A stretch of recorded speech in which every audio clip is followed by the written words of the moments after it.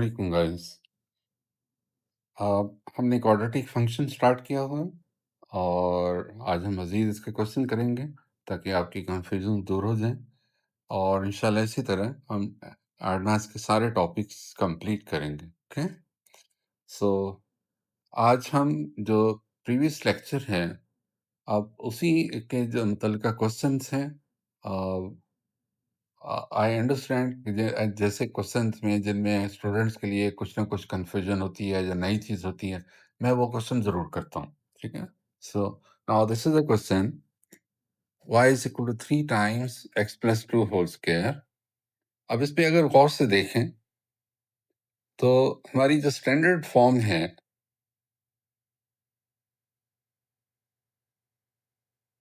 उसमें जो एक लास्ट टर्म होती है कांस्टेंट,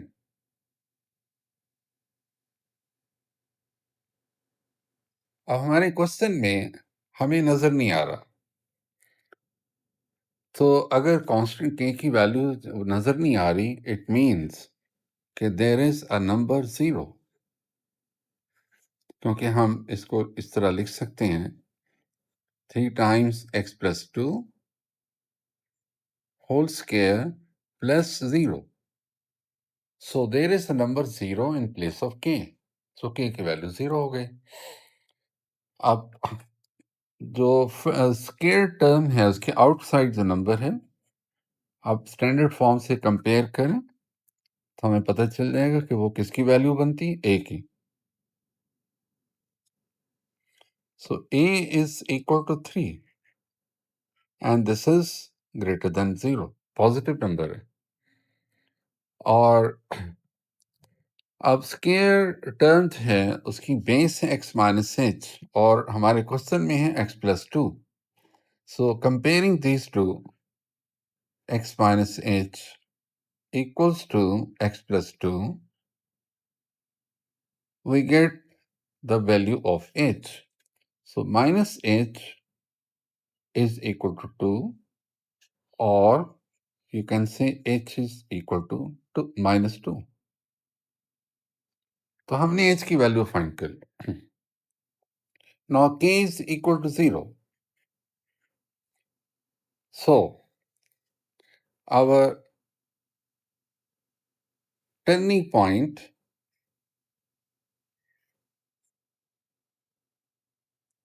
is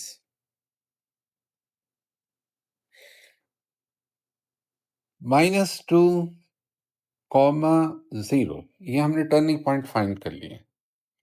और अब पिछले क्वेश्चंस में, पिछले लेक्चर में मैंने एक्सप्लेन किया था कि अगर a की वैल्यूज है वो पॉजिटिव हो,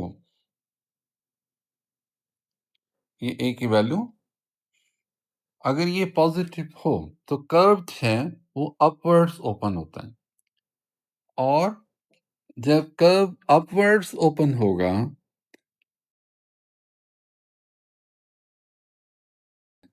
वो बिल्कुल नीचे आएगा, और जब टर्निंग पॉइंट सबसे नीचे होगा तो अब उसमें जो y कोऑर्डिनेट है यानी k की वैल्यू, वो y की सबसे छोटी वैल्यू होगी, उसे कहेंगे मिनिमम। अब इस क्वेश्चन में भी उसने ये पूछा है कि state the minimum value of this function. अच्छा, जब ये क्वेश्चन कहता है वो minimum value of 3 times x plus 2 whole square यानी कंप्लीट फंक्शन, तो ये 3 times x plus 2 whole square किसके इक्वल है? ये y के इक्वल है। यानी 3 times x plus 2 whole square की वैल्यू का मतलब है y की value. Keep this in mind. So अब इसकी मिनिमम वैल्यू का क्या मतलब है? यानी टर्निंग पॉइंट का जो y कोऑर्डिनेट है, आपने उसकी वैल्यू फाइंड करनी है, क्योंकि उसे पता है, उसने क्वेश्चन खुद दिया है कि क्योंकि ये a की जो वैल्यू है पॉजिटिव है, सो ही नोज कि अब y की जो वैल्यू है यानी k की वैल्यू, टर्निंग पॉइंट का जो y कोऑर्डिनेट, वो y की मिनिमम वैल्यू होगी। सो उसने कहा स्ट्रेट। अब ये भी एक नई चीज है आपको मालूम होना चाहिए कि स्टेट का वर्ड कब आता है और इसका मतलब क्या होता है। स्टेट जो होते हैं उसमें वर्किंग नहीं होती।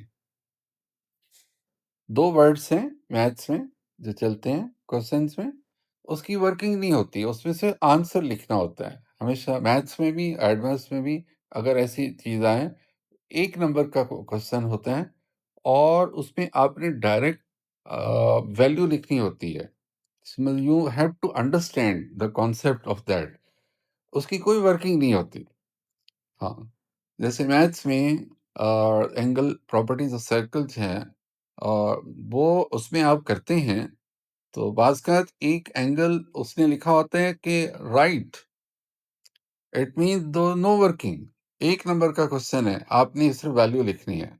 स्ट्रेट कहीं अगर आ जाता है तो इसका मतलब है कि no working, you have right answer. So यहाँ भी ऐसा ही है, स्ट्रेट द मिनिमम वैल्यू। तो हमें इस बात को अंडरस्टैंड करना था कि यहाँ अगर नंबर नहीं है k की वैल्यू जहाँ होती है, तो यहाँ k की वैल्यू क्या होगी? अब चूँकि a पॉज़िटिव है, तो ये k की जो वैल्यू है, it will be the minimum value of y। तो स्ट्रेट है, इसका मतलब याद रखिएगा। So now y equal to 0 is, क्योंकि k की वैल्यू 0 है, टर्निंग पॉइंट का y कोऑर्डिनेट 0 है, सो y यानी y कोऑर्डिनेट जो है क्या होता है? Second coordinate of a point. Y is equal to 0 is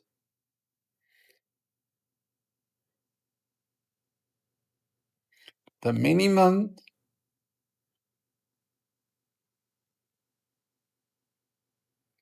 value of Y। हम इसकी कोई वर्किंग नहीं है, इसका सिर्फ ये आंसर लिखना था। ठीक है?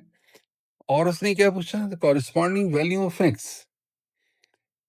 अब कॉरेस्पॉन्डिंग वैल्यू ऑफ एक्स कैसे फाइंड करते हैं? आपको बताया था कि जो स्क्वेयर्ड पार्ट होते हैं, उसकी बेस को हम इक्वल टू 0 पुट करते हैं। Now putting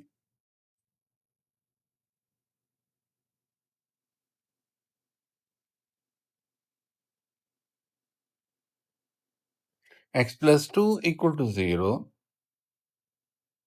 so x equals to minus 2. Hence, corresponding value of x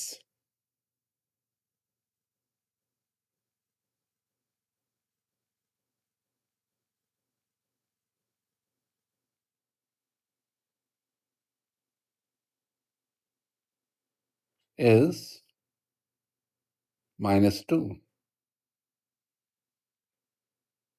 ये हमने x की कॉरेस्पॉन्डिंग वैल्यू फाइंड कर ली। अब उसके बाद वो कह रहे हैं स्केच, और उसने हमें डोमेन दे दिया है उसका x का बिट, यानी फ्रॉम -3 अप टू 0, यानी x की जो वैल्यूज हैं वो हमने -3 और 0 के दरमियान ले ली, यहाँ इसी ऑर्डर रेंज में ले ली। अब क्वाड्रेटिक कर्व की स्केचिंग है, अब इसके लिए हमें कौन कौन सी वैल्यूज चाहिए?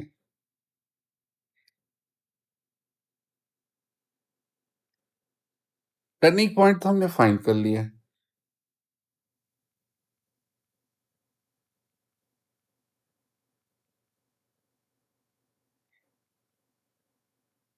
और अब जो सिमेट्री लाइन है, याद रखें कि एक्स इक्वल्स टू -2 जो एक्स की इक्वेशन होती है, जो स्क्वायर की बेस से हम हमें मालूम होती है, this is the equation of symmetry line.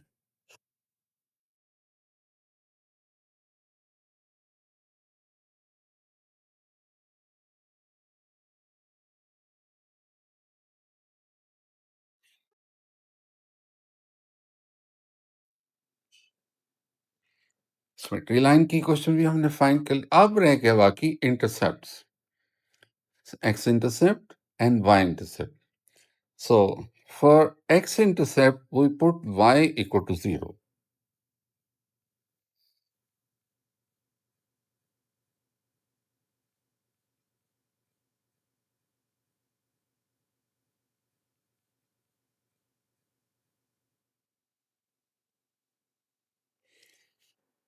Putting y equal to 0, we get 0 equals to 3 times x plus 2 whole square. इसको हम सॉल्व कर लेते हैं, 3 से डिवाइड करेंगे तो x plus 2 square will become equal to 0 over 3 means 0. 3 से divide कर दिए और अब स्क्वायर रूट ले लें। अब 0 का स्क्वायर रूट 0 ही होता है। 0 के ऊपर कोई भी पावर अप्लाई की जाए, इट रिमेन्स 0। 0 से किसी नंबर को मल्टीप्लाई किया जाए, इट रिमेन्स 0। सिर्फ एडिशन और सब्ट्रैक्शन में 0 नहीं होता। 0 में कोई नंबर ऐड करेंगे तो वही आंसर आएगा, ठीक है? 0 में से कोई नंबर माइनस करेंगे तो माइनस के साथ वही नंबर आएगा आंसर में, लेकिन मल्टीप्लाई में 0 रहेगा। 0 को किसी भी नंबर से डिवाइड करें तो 0 होगा। और ये भी याद रखें कि किसी भी नंबर को हम 0 से डिवाइड नहीं कर सकते। Any non-zero number or divided by 0, यानी 2 over 0, it is called infinity. 3 over 0, 4 over 0, it is called infinity. So, अब 0 अगर ऊपर है न्यूमरेटर में, नीचे को नॉन जीरो नंबर है, the answer will be 0. So,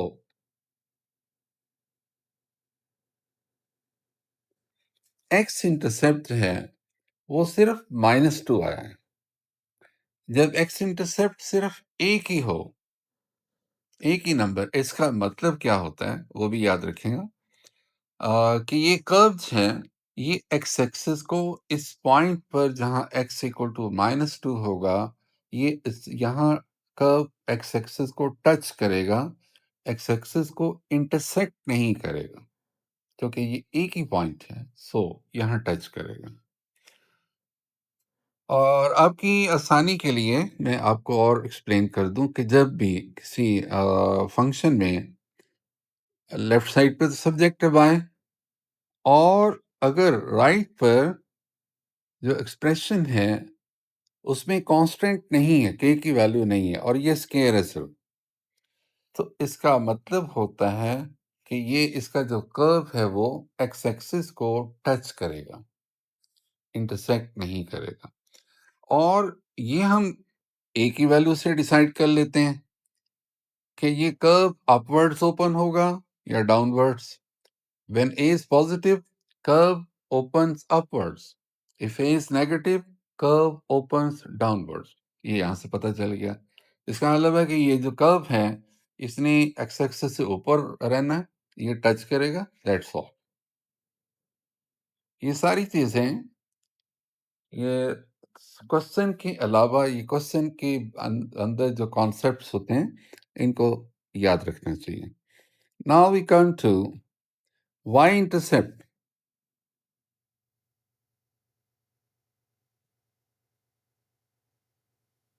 Y intercept के लिए हम एक्स को 0 पुट करते हैं।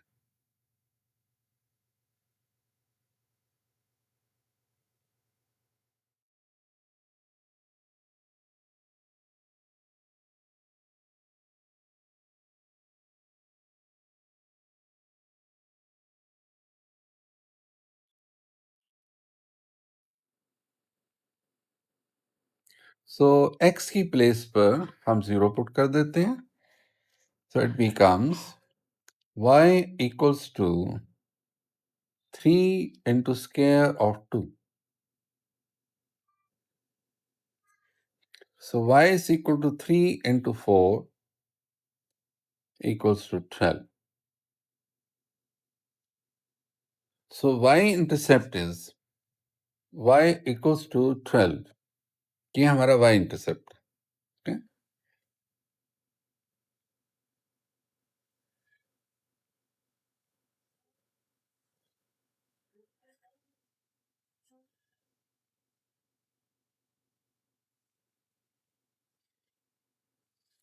तो मैं यहाँ लिख भी देता हूँ आपकी आसानी के लिए। x-intercepts,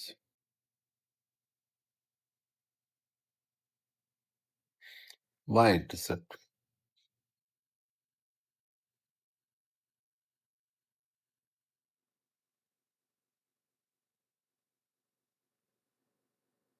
Now we come to the sketching.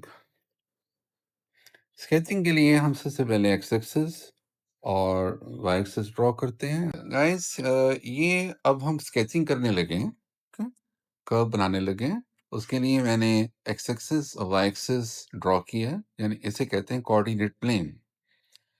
और एक्स एक्सिस पर हमने स्केल ली है, 1 यूनिट को 1 से रिप्रेजेंट किया, और वाई एक्सिस पर जो स्केल ली है वो 1 यूनिट को 3 से हमने रिप्रेजेंट किया। ओके, अब इसका टर्निंग पॉइंट है -2 एंड 0। ये इसका टर्निंग पॉइंट है, क्योंकि एक्स एक्सिस पर y कोऑर्डिनेट 0 होता है। So this is turning point.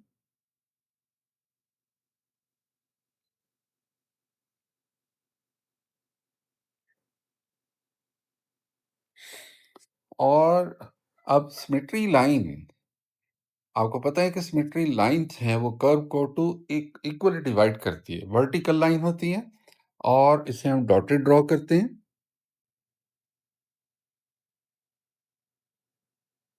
So this is equation of the symmetry line. Okay, और अब y इंटरसेप्ट है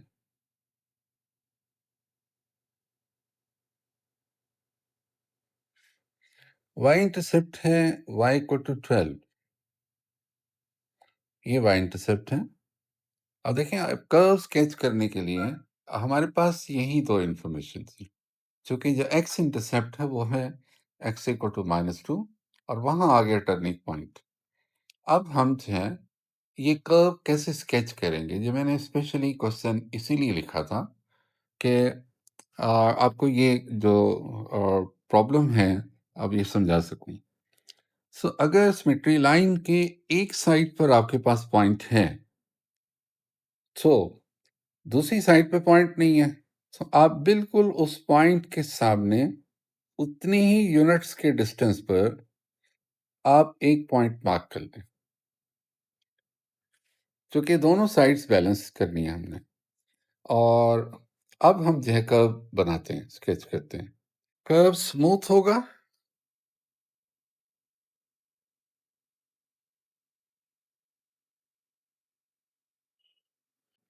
so this is our quadratic curve. Writing its equation here, y equals to 3 times x plus 2 whole square. अब एक चीज और आपको note करवानी है और याद रखें कि किसी भी ग्राफ में टॉप राइट पर हम स्केल लिखते हैं।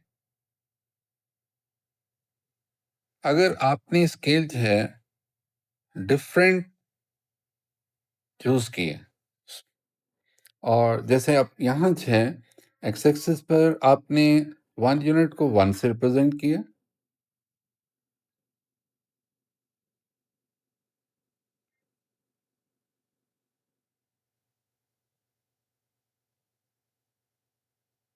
1 unit on x-axis is equal to 1, and 1 unit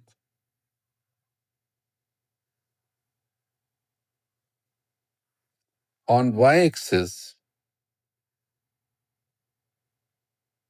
is equal to 3. So जो भी स्केल आप सपोज करें, आपने एग्जामिनर को बताना होता है कि ये मैंने स्केल क्वेश्चन के अंदर यूज किया। सम टाइम y की वैल्यू, y इंटरसेप्ट बहुत बड़ी वैल्यू आ जाती है, तो फिर हम y एक्सिस की स्केल जो है एक यूनिट को बड़े नंबर से सपोज करते हैं। आमतौर पे ये कर्व स्केचिंग में एक्स एक्सिस पे ये प्रॉब्लम नहीं होता, लेकिन वाई एक्सिस की स्केल का प्रॉब्लम होता है। तो आप अकॉर्डिंगली जो वाई इंटरसेप्ट आपके पास है, उसके हिसाब से आप उसकी स्केल चूज कर लें. Okay, now this is quadratic curve. This is question number 5. So question is, वो कहते हैं कि इसको स्केल्ड फॉर्म में कन्वर्ट करें. 4x² minus 16x plus 15, और उसने एक स्केल्ड फॉर्म p और q की फॉर्म में उसने हमें दी है कि इस फॉर्म में इसको कन्वर्ट करें. तो हम सबसे पहले इसमें 4 कॉमन लेते हैं.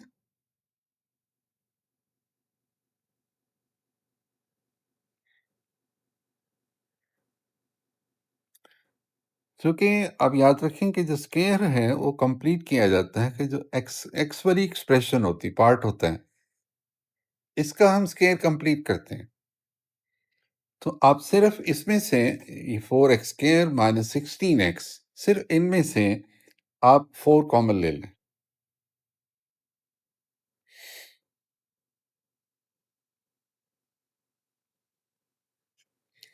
सो 4 कॉमन लेंगे, 4 से डिवाइड करेंगे, तो 4 से डिवाइड होगा तो एक्स स्क्वायर के साथ कोफिशिएंट आ जाएगा 1, और 16 4 से डिवाइड होगा तो वहां आ जाएगा 4.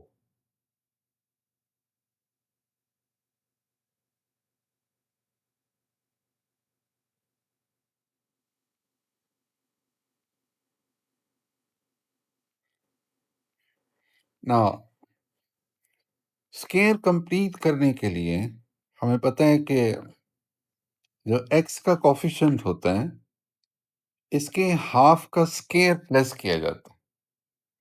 अब 4 का हाफ क्या होगा? 2 से डिवाइड कर दें, 2 आ जाएगा. So minus 4x plus 2 square. ये क्यों प्लस किया? स्केयर कंप्लीट करने के. लेकिन जितना प्लस किया उतना हमें माइनस भी करना पड़ेगा.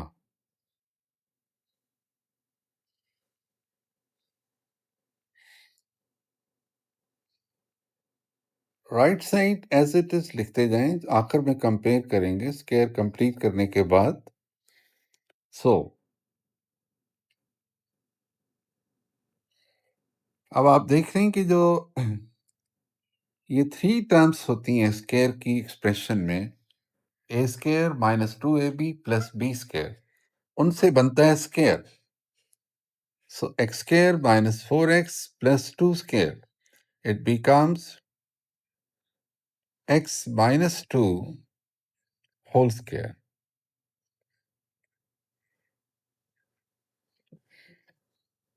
और आउटसाइड द ब्रैकेट हमारे पास नंबर है 15.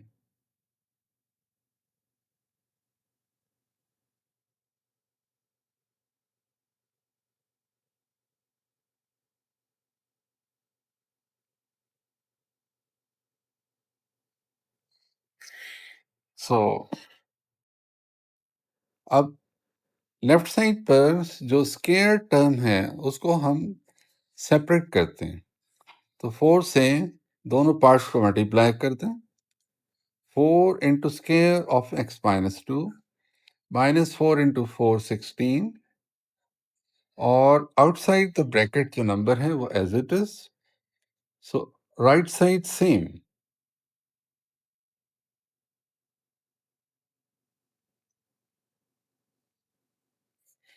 सो अब आप देख रहे हैं कि हमने स्केयर कंप्लीट कर लिया. Now minus 2 plus minus 16 plus 15, ये बन जाता है माइनस 1.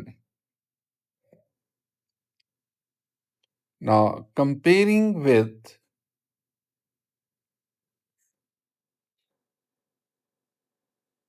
राइट साइड, अब हम देखते हैं कि उसने हमसे पूछा क्या है. Find the values of the constants a, p and q. Now we can compare, क्योंकि हमने लेफ्ट साइड को उसी फॉर्म में कन्वर्ट कर लिया. सो स्केयर टर्म के आउटसाइड जो नंबर है वो a की वैल्यू है और स्केयर के अंदर x-2 और x-p को कंपेयर करें। p की वैल्यू बनती है 2 और जो कांस्टेंट है आउटसाइड द स्केयर आप देख रहे हैं कि वो -1 है। सो राइट पर q है। सो q की वैल्यू बनी -1। ये हमने इस क्वेश्चन का जो फर्स्ट पार्ट है ये कर लिए। a, p और q की जो वैल्यूज हैं हमने फाइंड कर ली। ओके और अब उसका जो नेक्स्ट पार्ट है state the coordinates of the minimum point of the curve. उसने यहां स्केचिंग की बात नहीं की, यहां उसने सिर्फ ये कहा है state the coordinates of the minimum point of the curve. अब हम सबसे पहले इसका टर्निंग पॉइंट फाइंड करते हैं। तो जरा टर्निंग पॉइंट ना भी फाइंड करें, हमें सिर्फ minimum coordinates of the minimum point चाहिए। So minimum point turning point को ही कहते हैं। मैक्सिमम पॉइंट या मिनिमम पॉइंट ये टर्निंग पॉइंट ही होता है। सो हम टर्निंग पॉइंट फाइंड करते हैं।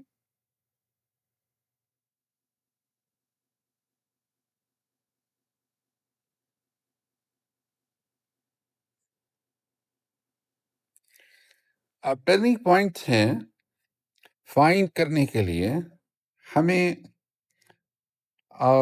उसने एच और के की प्लेस पर पी और क्यू लिखा हुआ है।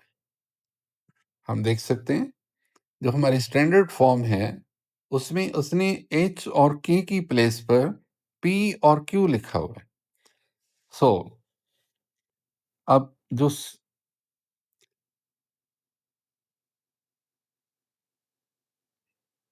टर्निंग पॉइंट है एच के in this question that has become PQ और जो P की वैल्यू हमने फाइंड की है वो 2 है और Q की वैल्यू है -1। अब इस पॉइंट को मिनिमम पॉइंट क्यों कहेंगे? अब उसकी रीजन ये है since A is equal to 4 and it is greater than 0, so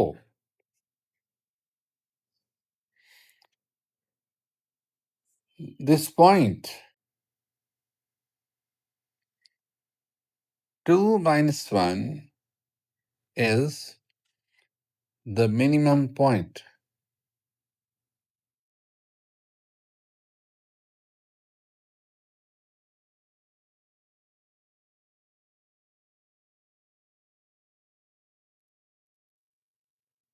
so guys ये एक और क्वेश्चन है और इसमें इसने हमें कहा है कि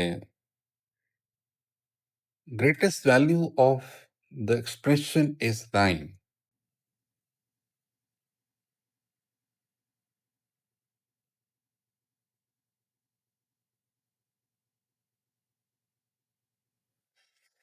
greatest value of k plus 8x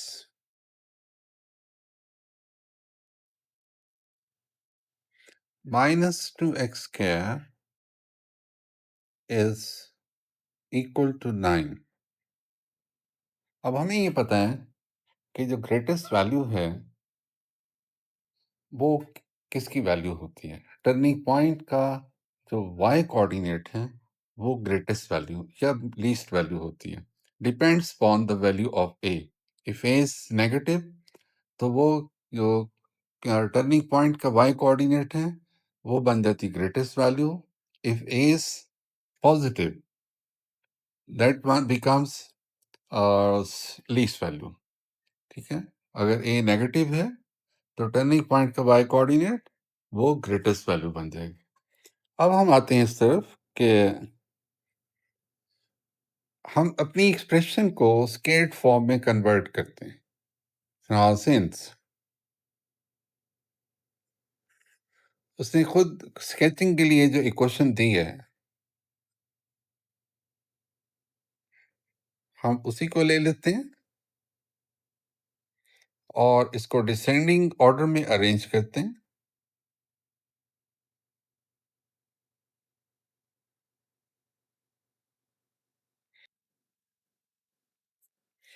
सो जो फर्स्ट टू टर्म्स हैं एक्स वाली, हम इसमें से -2 जब कॉमन लेते हैं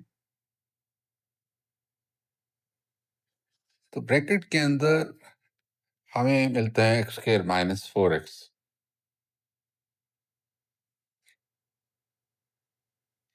इसका हम स्क्वायर कंप्लीट करते हैं। x का कोफिशिएंट है 4, उसका हाफ बनता है 2, सो 2 का स्क्वायर प्लस करें, लेकिन एक्सप्रेशन को बैलेंस करने के लिए जितना प्लस किया है उतना माइनस भी करना पड़ेगा। ठीक है, सो इट बिकम्स -2। अब आप देख रहे हैं कि ये 3 टर्म्स हैं, a square -2ab plus b square. अब इनसे स्क्वायर कंप्लीट हो गया, सो x -2, ये माइनस कब आता है बीच में मिडिल साइन? जब 2ab वाली जो टर्म है मिडिल टर्म, उसके साथ नेगेटिव साइन होता है। अगर ये इसके साथ प्लस साइन हो तो फिर यहाँ प्लस होता है। सो -4 as it is and outside the bracket plus k as it is। अब स्क्वेयर्ड पार्ट को सेपरेट करने के लिए हम क्या करेंगे?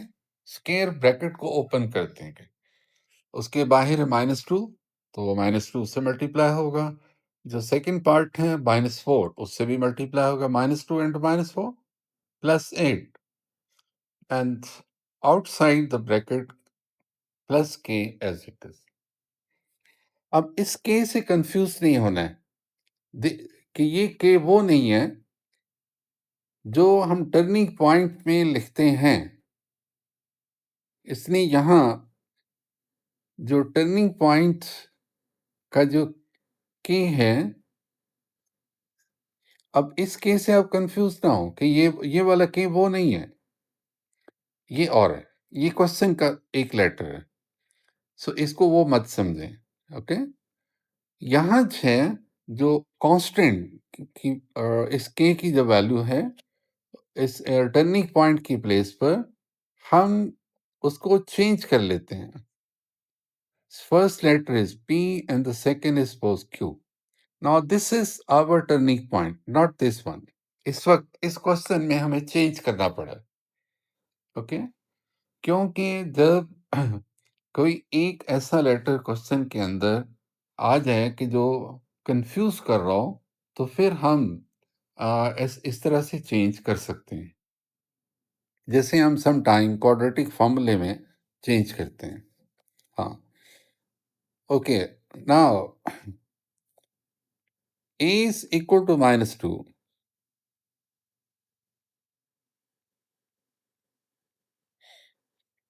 and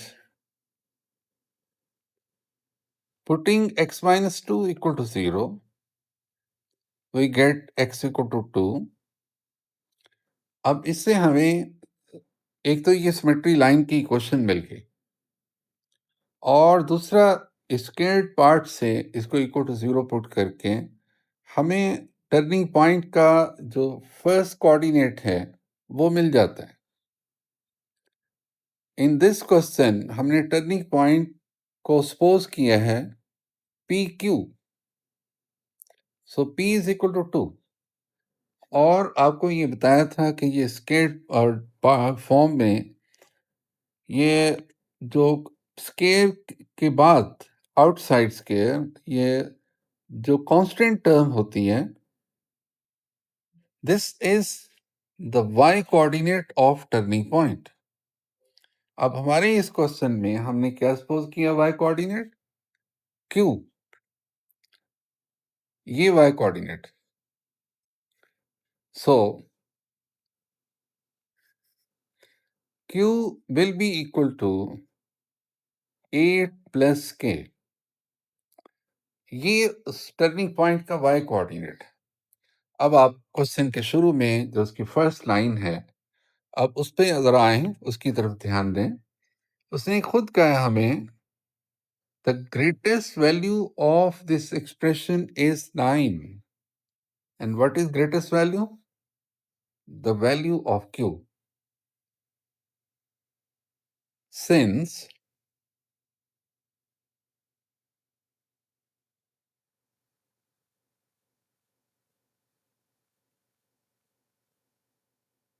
greatest value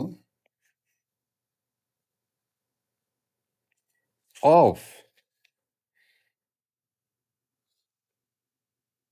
k plus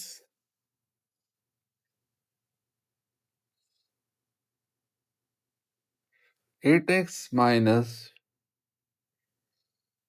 2x square is equal to 9. So q will be equal to 9, क्योंकि q है वो टर्निंग पॉइंट का y कोऑर्डिनेट, और चूंकि h है वो नेगेटिव है,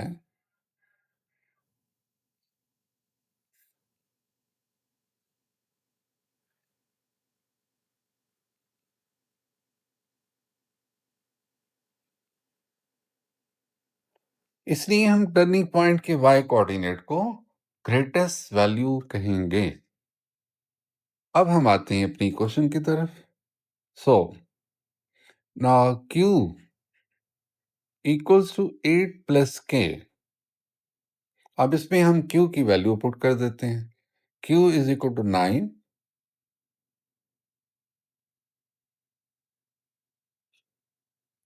और अब यहां से हमें k की वैल्यू मिल गई।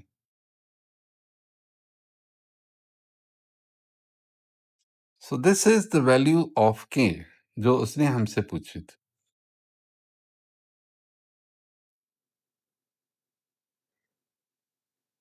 और उसने क्या पूछा हमसे? Find the value of k and sketch the curve. अब कर्व की स्केचिंग के लिए अब हम a की वैल्यू फाइंड कर चुके हैं। उसने हमें बता दिया a की वैल्यू ने कि ये कर्व है डाउनवर्ड्स ओपन होगा। ओके, और तो turning point in our question is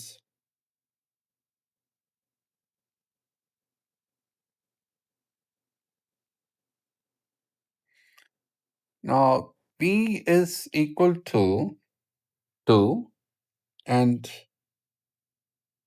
q is equal to 9। ये टर्निंग पॉइंट है, और सिमेट्री लाइन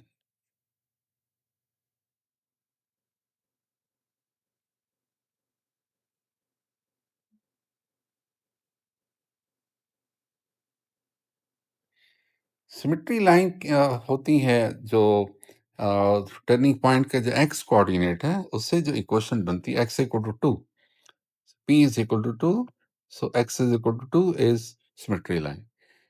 अब हमने जो फाइंड करना है एक्स इंटरसेप्ट और y intercept. So putting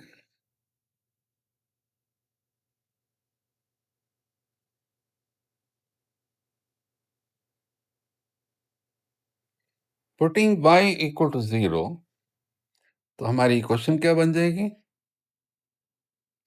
0 equals to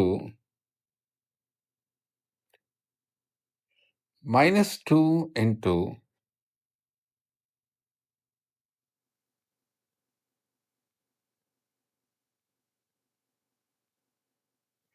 x minus 2 whole square plus 8 plus k, और इसमें हम k की वैल्यू पुट कर देते हैं।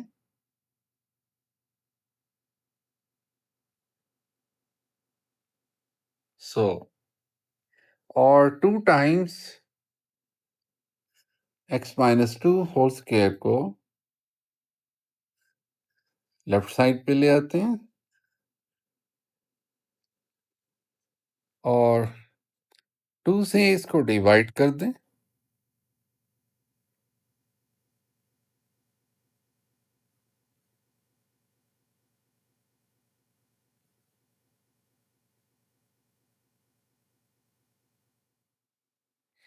becomes 9/2 और इसका स्क्वायर रूट ले लें।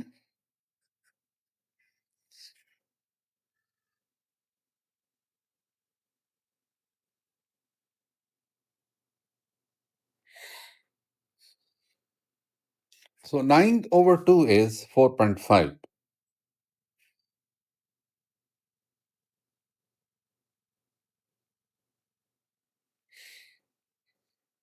So now x-intercepts up -2 को राइट पे ले जाएं। 2 plus minus square root of 4.5। अब इसके लिए हम कैलकुलेटर यहाँ यूज कर सकते हैं। 4.5 का स्क्वायर रूट फाइंड करने के लिए।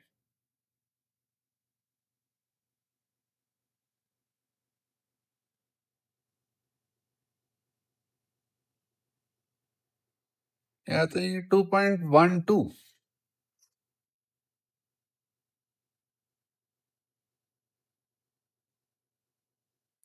हम इसे 2.1 कह सकते हैं क्योंकि हमने ग्राफ पर वैल्यू को इंडिकेट करना है तो 1 डेसिमल एनफ।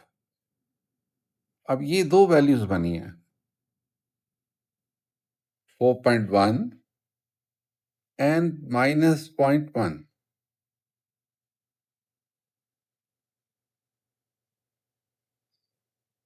सो ये हैं x intercepts.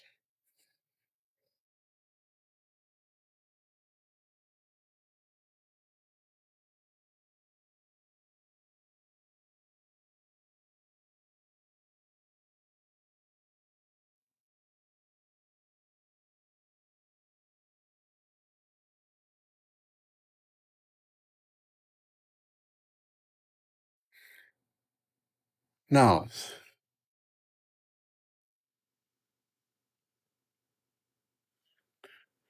putting x equal to 0,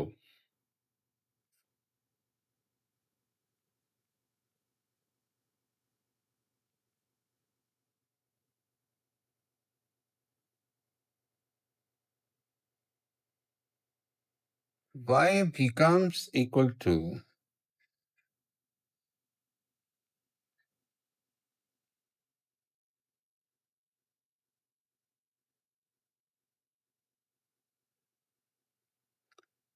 zero minus 2 whole square plus 9.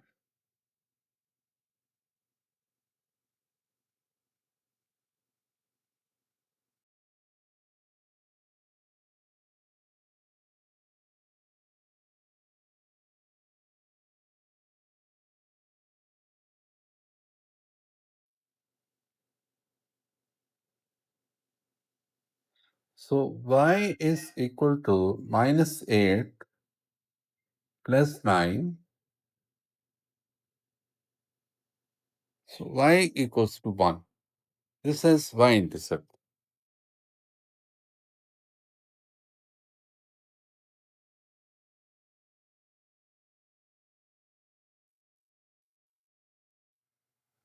Okay, now sketching. हमने सारी इंफॉर्मेशन, सारी जो हम ज़रूरी चीज़ें थी वो हमने फाइंड कर ली हैं। ओके, और अब हम आते हैं स्केचिंग की तरफ। और अब टर्निंग पॉइंट है 2, 9।